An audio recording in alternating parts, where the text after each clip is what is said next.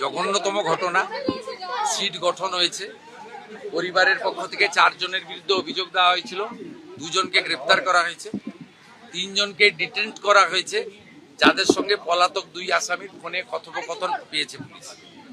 পুরো আইজির নেতৃত্বে police, STF সবাই কাজ করছেন। উনার পরিবার যা যা চেয়েছেন সরকারের কাছে সেই কাজ সরকার করছে। আমি আশা করি যে তদন্তের মাঝপথে আমার না বলাই ভালো, কিন্তু এটুকু আমি বলে দিচ্ছি, পরিবার যেভাবে জাস্টিস চেয়েছেন, পরিবার সরকার এবং পুলিশের কাছ থেকে যে যে সহযোগিতা চেয়েছেন সেটা তারা পাবেন। মোট 4টি মামলা হয়েছে। একটি এই জঘন্যতম অপরাধের মামলা ছাড়া আরো 3টি মামলা হয়েছে।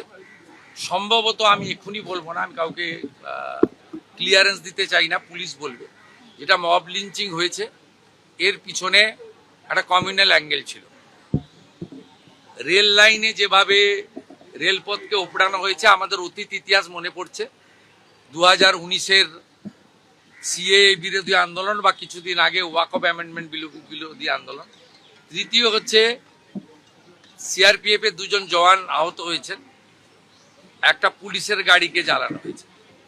আপনারা নিশ্চিন্তে থাকুন, প্রথমটার তো বিচার দেব, ক্যাপিটাল পানিশমেন্ট দেব। ওর বাবা যা যা চেয়েছে সব করবে মুখ্যমন্ত্রী, সাথে সাথেই ফোনে কথা বলেছে। তো আমি খুশি যে ওনারা আমার আস্থা রেখেছেন। বাকি 3টে বিষয় যারা যুক্ত, যারা অতৃপ্ত আত্মা, ভোটে হেরে যারা ঘরে ঢুকে গেছিলেন, এখনো ঢুকে আছেন, এই তিনজন মিলে এই যে 3টে কাণ্ড করেছে না, এদেরকেও কিন্তু ভুগতে হবে। এমন ভোগাবো বুঝতে পারবেন। জঘন্যতম ঘটনা। সিট গঠন হয়েছে, পরিবারের পক্ষ থেকে 4 জনের বিরুদ্ধে অভিযোগ দেওয়া হয়েছিল, 2 জনকে গ্রেপ্তার করা হয়েছে, 3 জনকে ডিটেন্ট করা হয়েছে, যাদের সঙ্গে পলাতক 2 আসামির ফোনে কথোপকথন পেয়েছে পুলিশ।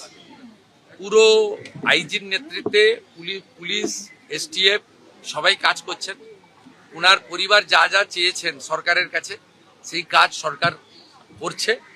আমি আশা করি যে তদন্তের মাঝপথে আমার না বলাই ভালো, কিন্তু এটুকু আমি বলে দিচ্ছি, পরিবার যেভাবে জাস্টিস চেয়েছেন, পরিবার সরকার এবং পুলিশের কাছ থেকে যে যে সহযোগিতা চেয়েছেন সেটা তারা পাবেন। মোট 4টি মামলা হয়েছে।